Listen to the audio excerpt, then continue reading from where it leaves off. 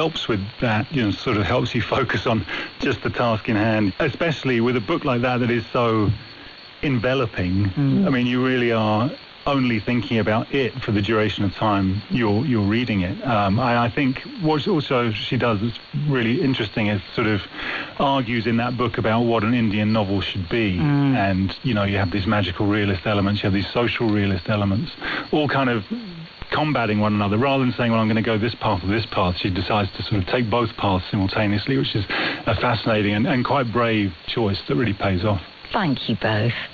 You're listening to the Arts Hour from the BBC World Service. Next up in our celebration of the novels nominated for this year's Booker Prize is The Rest of Our Lives by American author Ben Markovits.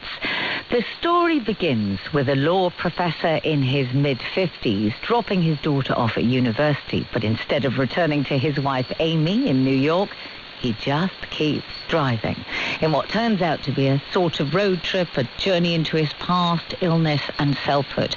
When he spoke to the BBC's Tom Sutcliffe, Ben Markovits explained how the idea came to him on his own road trip, albeit one with his family rather than without. When you're on holiday and you go somewhere and you think, what would my life be like here? And part of what I wanted to get at in the novel is that sense you have as you get older, that your life is running out of possible life changes, at least not the disastrous ones. I guess you can get divorced, you can have ill health, and you can lose your job, all of which are threatened for him. But you want some sense of possibilities that still excite you so that the stakes feel real. Starting things new, in some ways. So if you stay married, it's because you've accepted that this is what they're like, and you stop expecting them to do or give you things, perfectly well they're unlikely to do or give you.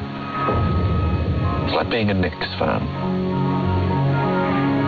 But I also made a deal with myself. When Miriam goes to college, you can leave too. He's very uncertain as a kind of, during this period, the period that he's telling us about. He gets halfway across the continent and he says, I may have left Amy. He doesn't even know by that time. Did you know his route and itinerary when you started writing all the way? No, there's a writer who once said that when you write a novel, it's like driving on a country road late at night. You should be able to have some sense of your destination, and you should be able to see 30 yards in advance. So I knew I wanted to get him to California to see his son and his father's grave. I tried to look 30 yards in advance. But you didn't know which route he was going to take, because he often turns off on a whim, doesn't he, down a side road. Yeah, I wanted him to meet people that would be interesting as a way of revisiting his past. So I thought, see your brother, see an ex-girlfriend, see an old college buddy. So these sorts of meetings along the way were what I was using to allow him to explore not just the future, but the past. Yeah. Basketball is important. He's a player. You used to be a player at a professional level, and he has this notion, it's one of the things that carries him forward, is that he had this youthful ambition to write a book about America through its basketball courts, through the pickup games that people play in small towns. Did you ever want to do that? I did play a lot of pickup basketball. It's a wonderful culture where you can just show up at any court in America and there are rules for how to get in the game. And it's a way of meeting people that I couldn't meet otherwise. But no, it's partly a cover story for him. He needs something to tell people that is more than just I'm running away from my wife. So he says, I'm going to write a book. And it gives him an alibi for being in all sorts of places.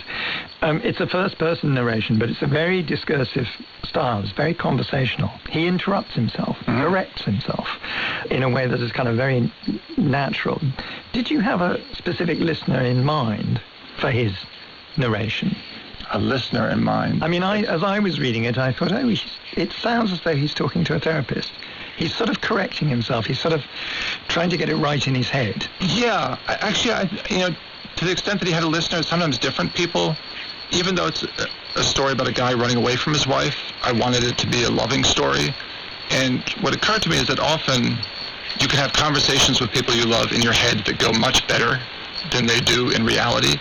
And that one of the things he would do as he hits the road is talk to Amy, talk to his wife, and try to explain himself to her and try to understand her. So quite often the person he's talking to in his head is his wife, even though he's running away from her. Ben Markovits talking about The Rest of Our Lives, and the reading was by the actor Rory Kinnear. Two of this year's Booker Prize judges are here with me in the Arts Hour studio. Chris Power, there's a long tradition of the great American road in fiction and on film. How does this book maybe nod to or build on that history, do you think? I think, yeah, in some ways, it's certainly a book that seems to be in dialogue with, say, writers like Richard Ford or John Updike or Raymond Carver, elements of Dennis Johnson. But I think what Ben Markovits does so brilliantly is just give us this character in Tom Laywood who is just such a rounded human portrait, a warts and all portrait. You know, sometimes decisions leave you tearing your hair out, and others, you know, when he's talking about life, when he's talking about raising children, he has such sort of careworn wisdom about life that he's just someone you really sort of want to spend these few hundred pages with. Ayobami, what else did the judges love about this book? I mean, I remember the first time I read it. I still remember. And one of the things we loved about it was the restraint, you know, of the right of Ben Markovits in writing from Tom's perspective. You felt that you were really in Tom's mind and seeing the world through his perspective. You're not hearing the writer's voice after a while. You're really hearing this incredible character that he's created, and I thought that was quite an accomplishment. Thank you. Next up, a book about an actor and acting in both a literal and more philosophical sense. Audition by the American writer Katie Kitamura opens with an older woman who's found success in the world of film and theatre meeting a younger man in a New York restaurant. We don't know if he is her son, a lover, or perhaps a co-star. The unnamed narrator, who's rehearsing a play, becomes caught up in a drama with this man and her suspicious husband. Then, halfway through this disorientating book, Audition flips the script and suddenly the characters seem to change roles. I really liked that. When Katie Kitamura spoke to the BBC's Kirsty Walk, she began by talking about her mercurial protagonist. Well, the central character is an actor. She's very much in the middle of her life. She is happily married. She's quite successful. And then one day a stranger, a young man, approaches her and says that he believes that he is her son.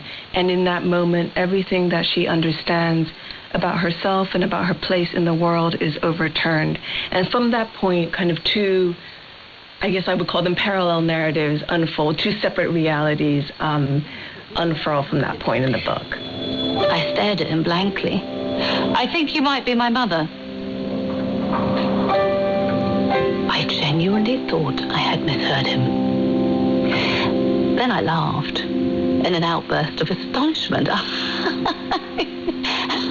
so sorry, I said, but that's not possible. Please, he said. There have been quite a few books about actors in recent years. So we've got Actress by Anne Wright and Tom Lake by Anne Pratchett. What do you think is the appeal, and how in a way do actors speak to our times? I mean, I think performance is something that we're all thinking about more and more. And maybe that's been heightened because of social media, in the sense that we are presenting our lives to other people, to some other gaze, 24 hours a day, more or less. But I really do think, even if you take that aspect out, I think performance has been one of the ways in which we've organized experience for many, many years. I myself play a number of roles in my life. I'm a mother, I'm a partner, I'm a writer, I'm a teacher. And each of these parts has quite clearly defined narratives and quite clearly marked scripts. And I move between them almost without being aware of it. And I think family is very much a construct. We learn how to play our parts. We learn how to be a mother or a father or a child. You know, patriarchy itself begins in the family. So that's one of the reasons why it's so much fun as a novelist to think about performance in the realm of this domestic space. I think this concentration on actors is really interesting, because you said that you've been able to observe actors close up. And actors do have such a strange existence, inhabiting roles. Their performances change every night, though they're speaking the same words. They're speaking other people's words as if they're their own. And are they ever being themselves? Can they never be themselves on stage? I mean, I'm very interested by the question of residue, in a way. I wrote a novel that was about a simultaneous interpreter, and a lot of what I was interested in was the way in which speaking the words of other people changed her and affected her. And I think it's a very, very similar thing, except perhaps even at a more heightened level with acting, where the act of performing a part, of living with it, of changing with it and changing that part, I think that invariably seeps into the so-called self that you walk around with every day. Katie Kitamura talking about her book Audition, and the passage from the book was read by Catherine Parkinson. Ayubami, do you think the fact that your fellow judge, Sarah Jessica Parker, is an actor helps this make the book a shortlist? That's an interesting question. The way the judging works is that a book can't even get on the long list with one person's support. So Audition's journey from, the pile of 153 books to the long list and then to the short list was primarily because quite a number of us on the judging panel thought that it's an important book. It's such an intricate novel, as you've gestured towards, and it's disorienting. It's a book that commands your attention and delivers on so many fronts after it has commanded your attention. It's a very fascinating piece that just indicates that the writer has taken a lot of care and put a lot of thought into the work that they've presented in Audition. Thank you for that. Chris, what stayed with you from this novel? So much. I mean, it's. I think all of us on a panel experience to a degree the way it kind of. It's like a burr that kind of clings to your clothes, and the question... Do you want to explain what a burr is to people around the world? Sure. Is it like a seed pod? Yes, but it's and it has these spiky, hooks. It has these hooks. So it can stick to your fabric. Yes, my limit to my botanical knowledge, I'm getting really pushed here. Better than mine. It's like really sticky. Yeah, that's good. And I think, the questions it demands, because it does take this huge swerve halfway through the book. So it really asks questions of the reader, like, are you going to go with it? Are you going to, try and figure out what's going on here or not? And the mysteries it contains, I think, are just so rewarding, and ask questions about, why we read, why we engage with art. And that's all wrapped up in this question of what it is to be a parent, which I just think she navigates so skillfully and in ways that I really haven't seen anyone else do before. That's so interesting. Thank you both. And that's it for part one of the show. Coming up, we'll hear from the other three authors shortlisted for this year's Booker Prize, and we'll hear who's won. The Arts Hour's back after this. This is the BBC World Service, and for World Book Club, Harriet Gilbert speaks to the author Oyinkan Braithwaite about her debut novel. I wanted to see how far I could push it, that you would almost witness this woman do something really bad and still think she couldn't have done it because she's so beautiful and she's so charming, and because you're seduced by her presence. My Sister the Serial Killer is packed with dark humour and deadly secrets. At the heart of the novel are two sisters. One commits murders, the other covers them up. I understand what it is to be a sibling. When you've had that much responsibility thrust on you, it's a burden, but it's also your pride. You do want your siblings to turn to you and need your help. It's a story of loyalty, deception, and just how far you'll go to protect the ones you love. World Book Club. To listen, search World Book Club online or wherever you get your BBC podcasts. Still to come on the Arts Hour with me, Nikki Beattie, three more Booker Prize shortlisted novelists. From the US, Susan Choi on Flashlight, her exploration of family, trauma and the global impact of World War II. British writer Andrew Miller talking about his book A Land in Winter, and the Hungarian-British author David Saloy on his rule-breaking book Flesh. All that fare still to come on the Arts Hour. BBC News. Thousands of people have joined a protest march in Berlin to demand stronger action on tackling global warming as the UN Climate Summit continues in the Brazilian city. Indigenous communities, youth groups and climate activists were among those joining the rally to mark COP30's halfway point. President Zelensky has announced an overhaul of Ukraine's energy sector after an investigation uncovered large-scale corruption. Mr. Zelensky has ordered an urgent and full audit of state-owned energy companies. The Congolese government and Rwandan-backed M23 rebels have signed a roadmap for peace in eastern Congo. The M23 says the agreement could lay the groundwork for a comprehensive peace. Thousands of people gathered in North Macedonia's capital on Saturday to demand justice for the victims of a nightclub fire in March, which killed 63 people. 37 people have been charged in connection with the blaze. UNICEF has welcomed the decision by the Pakistani province of Balochistan to declare child marriage is illegal. The legislation raises the minimum age to 18 for both men and women. Lebanon's President Joseph Aoun has instructed officials to file an urgent complaint to the UN Security Council after the UN interim force in Lebanon alleged Israel was building a border wall encroaching on its territory. Israel's military insists the structure does not cross the blue line of separation. Pope Leo has hailed cinema as a force for hope in an address to a gathering of Hollywood stars at the Vatican. More than 470 exotic animals have been rescued from an unlicensed sanctuary in Spain. The authorities said the creatures appear to have been trafficked illegally. BBC News. You're listening to The Art Hour from the BBC World Service. I'm Nikki Beattie, acting as an audio librarian today because on this week's special show, we're hearing from all the shortlisted authors for this year's Booker Prize, and we'll hear from the winner.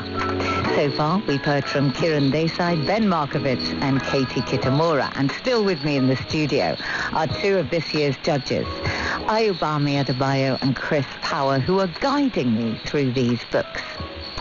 Let's hear from shortlisted novelist David Soloy now, the British-Hungarian author of a novel called Flesh. It's the story of István, a lost soul who, after a difficult childhood in Hungary and a traumatic experience in Iraq during the 2003 war, finds himself amongst the criminal underbelly of London. He drifts in and out of relationships, but is passive throughout, something which is reflected in the book's sparse style and laconic sentences.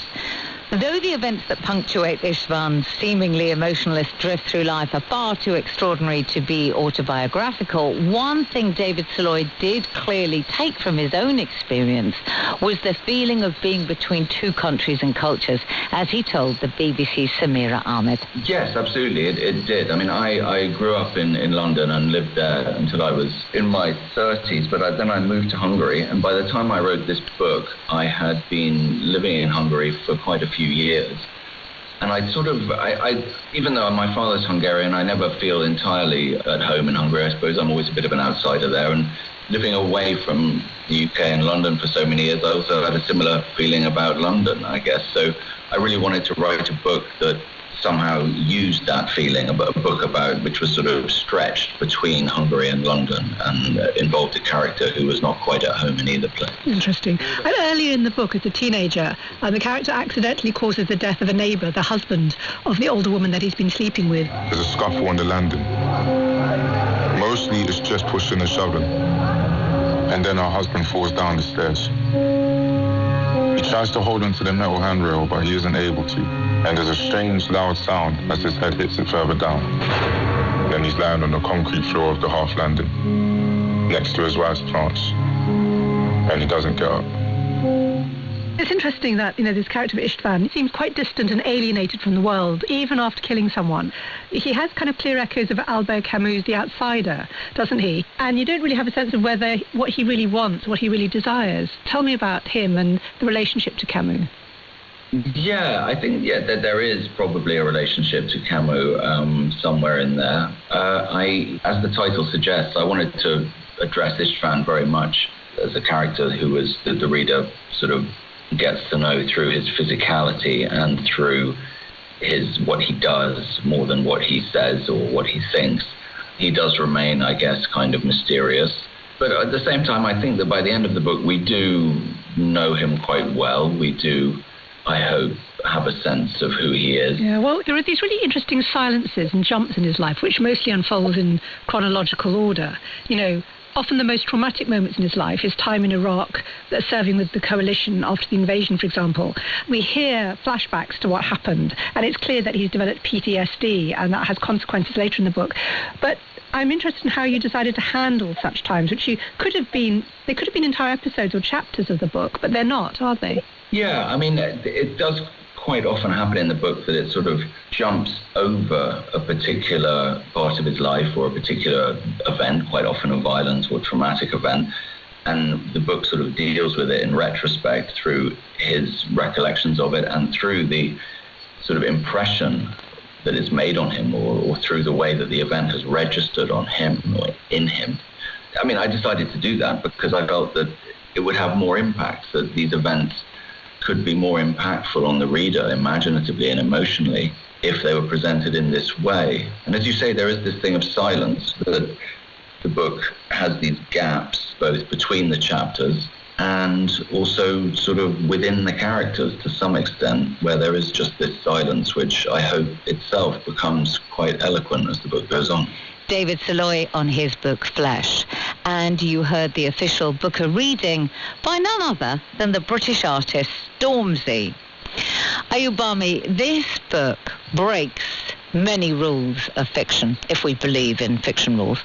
The protagonist, Istvan, doesn't drive his story, and the sentences are purely factual, often inconsequential. In a way, do you think it's a writer's book? Because it shows that rules can be broken. How did it sit with you? Tell me about it. It's a book that's quite propulsive. When I began to read it, I didn't stop until I finished. And one of the things that I kept thinking about was, how did this writer do this? Because, like you said, it doesn't do it in the usual ways. But that's, I think, part of what makes it a really special book, because apart from the story that it tells, the really moving story that it tells, it also does something new with the novel form. So I would say in some ways it's a writer's book, but I think it's also a reader's book. So Chris, for people who don't know really what we're talking about, can you tell us a little bit about how it sat with you and what you received from it? Sure. I mean, it's written in what you would say is a minimalist style. You know, it's very stripped back. There's a lot of white space on the page, almost like a bullet-pointed list. You know, right. But while minimalism can be quite a sort of look-at-me move, and it can be quite affected, I think here it's so much a function of the way Istvan sees the world and the way he's moving through the world. You know, it's an expression of character rather than a sort of literary device. I'm doing air quotes, but it's... So I think it shows how much you can do with how little, because you get such an extraordinary portrait of Istvan, and it's such a sort of a tragic story in many ways, and bleak, but incredibly exciting to read. He is quite known for his short stories, something you, obviously, Chris, know a lot about. Can you feel that craft in this book? Yeah, I mean, I would say that in terms of the minimalist style, being able to get a reader somewhere with 5 words, you know, the short story obviously requires that, and it really comes to the fore in how effective each sentence is in this novel. Thank you both. You're listening to The Arts Hour from the BBC World Service, and this is a special edition of the show devoted to the 2025 Booker Prize. Our next shortlisted writer, American Susan Choi, is no stranger to short stories either. In fact, her novel Flashlight started out that way. Beginning as the story of Louisa, who loses her father, a Korean emigre, on a Japanese beach one night, Susan Choi has expanded it into an exploration of family, trauma, and the global impact of World War II. Here she is, speaking with the BBC's Kirsty Walk. The premise of the story is that a young girl, age 10, Louisa, has come back to the United States after some time abroad.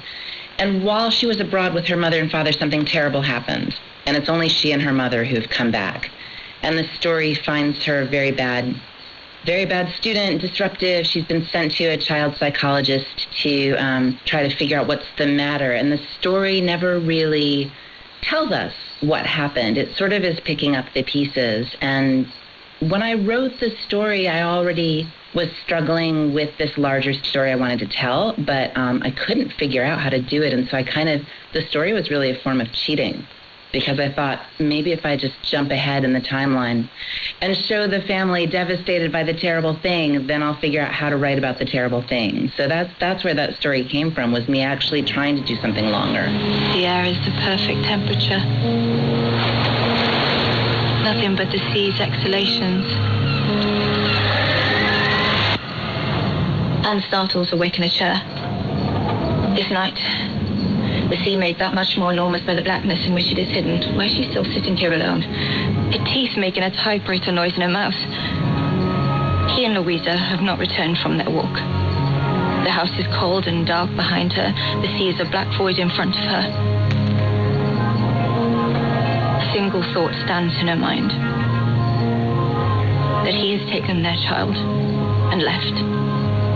So disappearance is very much a feature of the story. The father disappears on the breakwater, and more broadly, perhaps, a disappearance of culture, but permeating the whole book is the idea of loss. Yeah, that's a very good reading of it. Whenever I'm working on a book, I'm never really thinking in terms of larger themes. I always just have a really concrete situation that I'm kind of fascinated by. And in this case, it was that disappearance of the father from this girl's life so suddenly that she never really, at least for a long time, manages to do any of the things that I think people have learned to do over millennia to try to cope with grief. But she goes to the psychologist, and there we see a kind of totemic instrument, if you want, for a better word, a flashlight, which obviously is the title of your book. And this idea of seeking out and searching and disappearing, and the flashlight is almost like some kind of instrument of trauma. You know, the funny thing being the writer, because I often feel as if I'm the one, now I'm going to make flashlight metaphor, kind of in the dark, stumbling along, like picking up this or that. The flashlight in that story, you know, is sitting in the office of the child psychologist because they're in LA, and it's just a safety thing to have a flashlight in case of an earthquake or something like that. And she actually steals the flashlight. Much later, after I was, you know, pretty deep into the draft, my agent read it and said, oh, I really love what the flashlight's doing as a metaphor in the story. And I said, what? I think when writing's going well, you hit on objects or details that do resonate with this larger meaning. But one of the things about a flashlight is it illuminates just what it touches, right? And then everything around you becomes even harder to see. So there is this interesting effect of the flashlight, I think, both literally and as a symbol, where the harder you're looking, the harder you're trying to see with it, the more you're likely to miss around sort of the edges. Susan Choi talking about her novel Flashlight. The reader of the extract was Gabrielle Creevy. We have two of this year's judges sitting with me in the studio, Chris Power and Ayobami Adebayo. Chris, Susan was quite eloquent talking about this symbol of the flashlight, or a torch, as we would say in the UK. Given it's her title, do you buy that she hadn't really thought about it?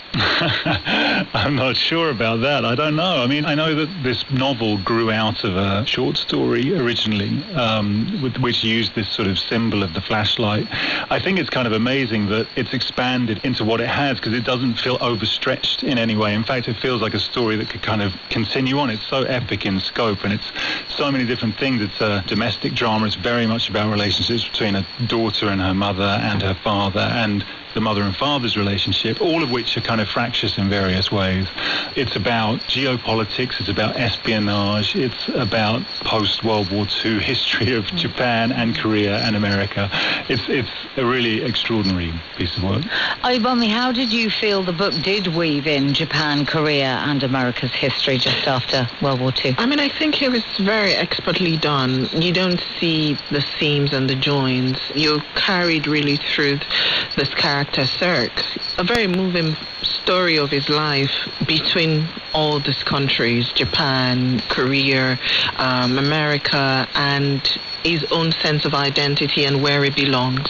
There's this part, where Susan Choi's writing talks about how Cirque, he's called different names, and he talks about his name being a coat that he wears outside of the house. And you get the backstory of all these countries and all these histories, some of it Eden, which I feel that many people have never thought about or encountered. But it feels all necessary and important because you care about these characters that she's created. Thank you both.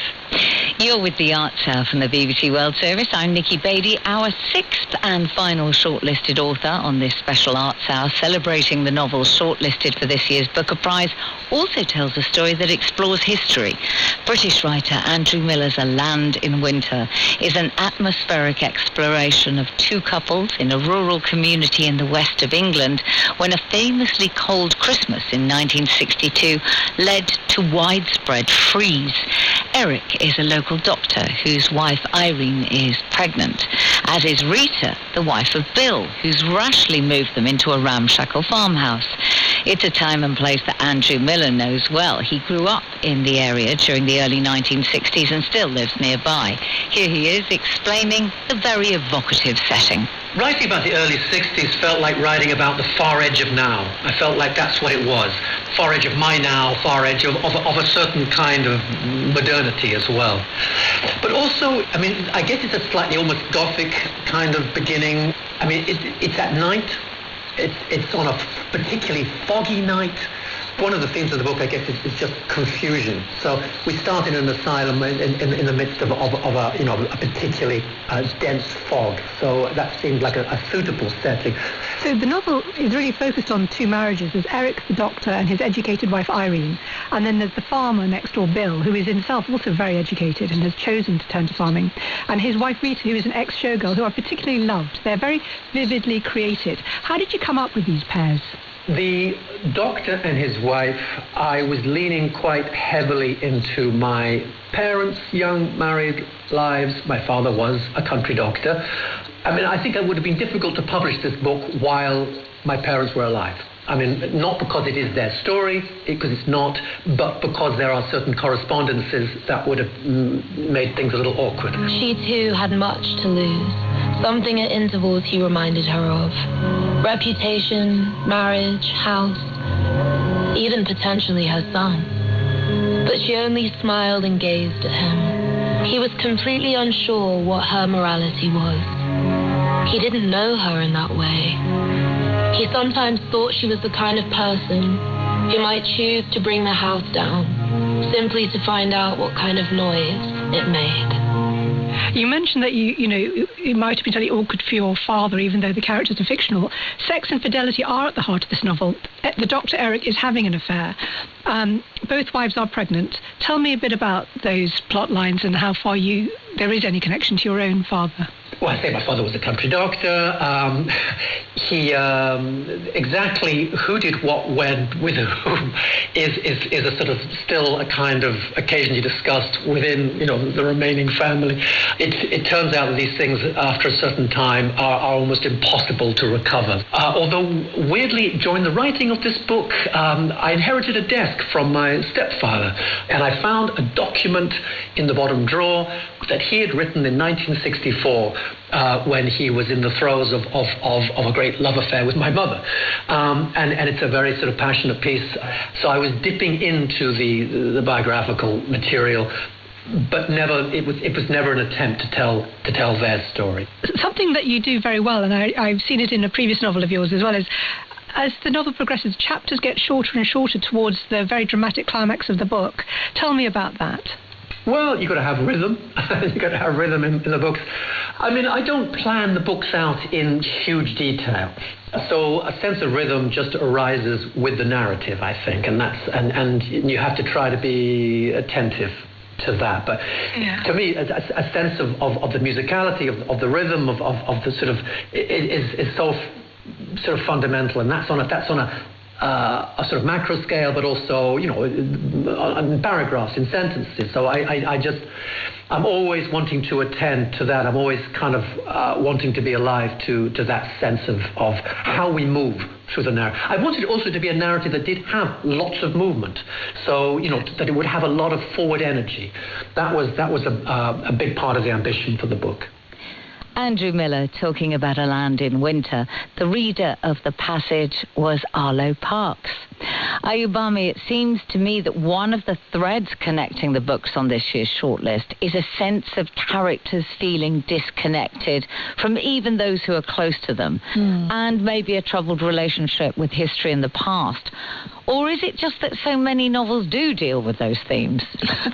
I think quite a number of novels do, and on the short list, for instance, each of them do it in their own particular and peculiar way.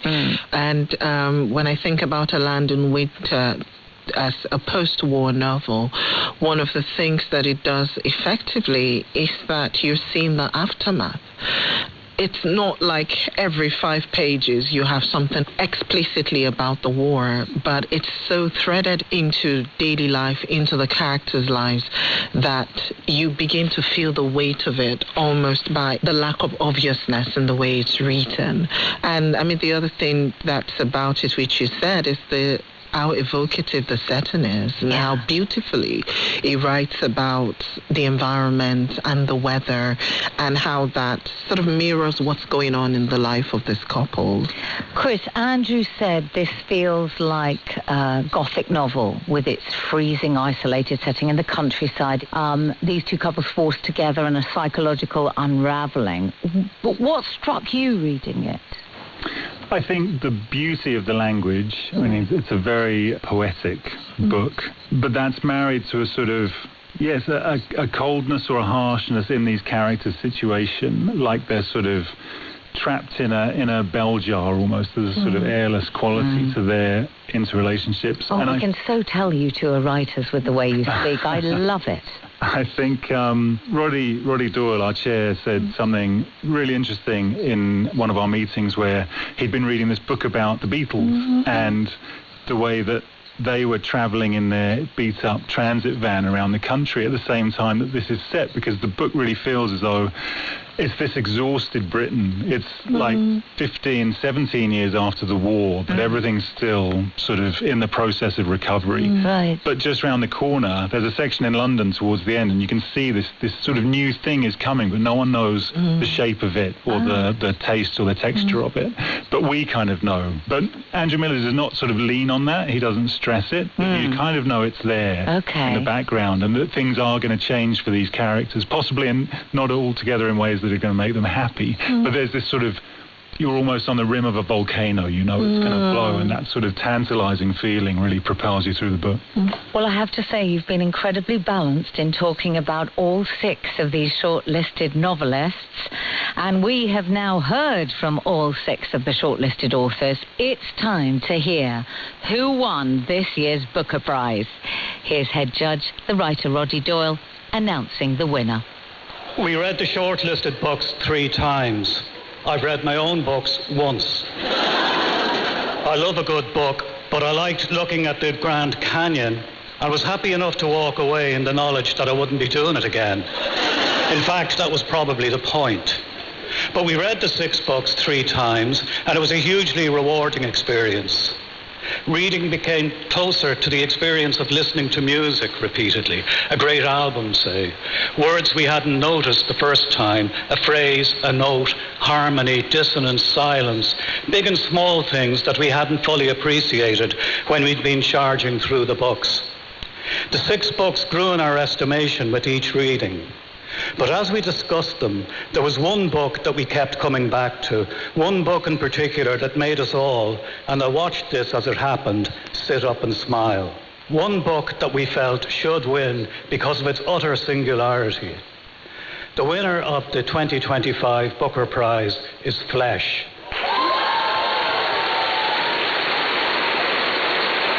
So the winner of the 2025 Booker Prize for Fiction is Flesh by David Soloy. David, can we make you say a few words for us? Yeah, wow. Wow. I think the first person I would like to thank is Alison, the wonderful publicist at Penguin Random House, because she made it very clear to me that I should prepare a few words. I felt Flash is quite a risky novel, a risky book. It felt risky to me writing it. And I remember Hannah Westland, my editor at Jonathan Cape in London, when we were talking about the title of the book maybe a year ago, wondering aloud whether she could imagine a novel called Flesh winning the Booker Prize. Anyway, Hannah, you have your answer, I guess. This wasn't necessarily a very easy book to write. I started on it just after abandoning another novel, and I didn't always cope that well with the pressure. I didn't always cope that graciously and that wisely with it.